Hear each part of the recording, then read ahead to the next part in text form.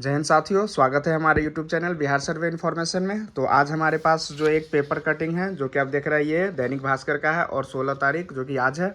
इसमें लिखा हुआ है कि जब तक लोग सभी कागज उपलब्ध नहीं कराएंगे, संतुष्ट नहीं हो जाएंगे, सर्वे जारी रहेगा। जो भी रैयत के पास है वो लोग जब तक उपलब्ध नहीं कराएंगे और आप खुद संतुष्ट नहीं हो पाते हैं कि ये मेरा कागज़ सही है, जैसा हमने कागज़ जमा किया था वैसा ही बन के आया है कि नहीं, तब तक ये सर्वे जारी रहेगा। इसका कोई डेट निर्धारित नहीं है, जो कि हमारे सम्राट चौधरी जी उप मुख्यमंत्री है उनके द्वारा ऐलान किया गया है। और सबसे मेन हेडिंग जो है आप देख रहे हैं कि सरकार का ऐलान, ज़मीन सर्वे के लिए कोई डेडलाइन तय नहीं। जो अभी ज़मीन सर्वे हो रहा है इसका कोई अभी डेडलाइन तय नहीं है।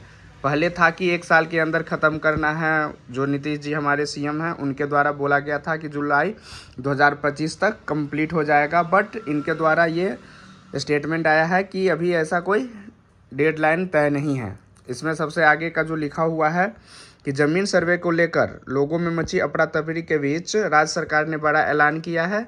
जमीन बंटवारे संबंधित एवं अद्यतन कागजातों को लेकर अंचल कार्यालयों की दौड़ लगा रहे परेशान लोगों के लिए रैयत के लिए राहत भरी खबर है। जो लोग ब्लॉक में अंचल में जाके बार बार आप परेशान होते हैं, कभी इस काउंटर के कभी उस काउंटर पे, तो ऐसा आपको परेशान होने की ज़रूरत नहीं है।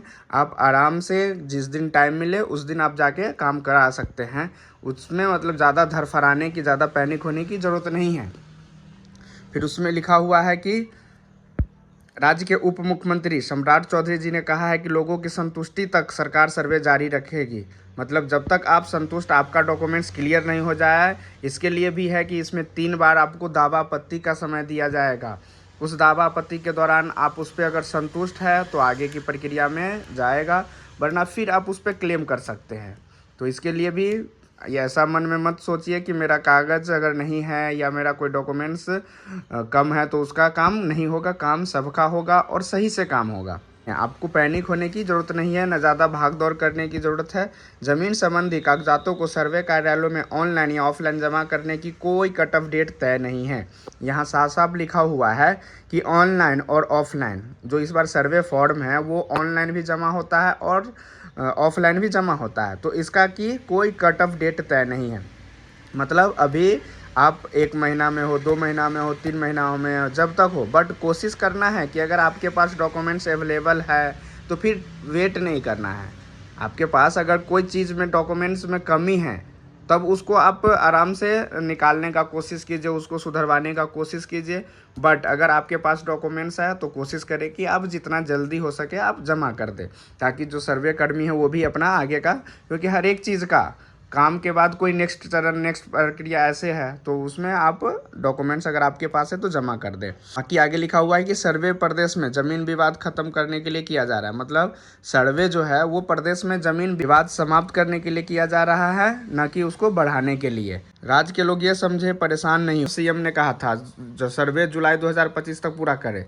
बीते 3 जुलाई को जमीन सर्वे के लिए कॉन्ट्रैक्टर बहाल इतना लोगों में जब सर्वे कर्मी का बहाली हुआ था, उस समय जो हमारे नीतीश जी हैं उनके द्वारा ये बोला गया था कि सर्वे 2025 तक पूरा करना है, बट अभी ऐसा कुछ नहीं है। दूसरा नंबर जो है, ये जिन नवासी अंचलों में इतना मौजो गांव में सर्वे पहले से हो रहा है, उसमें विभाग द्वारा कई बार कहा गया कि म्यूटेशन और लगान रसीद लोगों से नहीं मांगे। मतलब ऐसा है कि हमने पहले भी वीडियो बनाया है और पेपर में भी निकला हुआ था कि जिस भी ज़मीन का अगर म्यूटेशन नहीं हुआ है उसका भी सर्वे में काम होना है। उसके बाद है कि अगर जिसका रसीद नहीं कटा हुआ है या जिसका कटा हुआ है और वो पुराना है तो उसका भी काम होगा। ज़रूरी नहीं है कि आपका ऑनलाइन चढ़ा होना चाहिए या ऑनलाइन अपडेट होना चाहिए।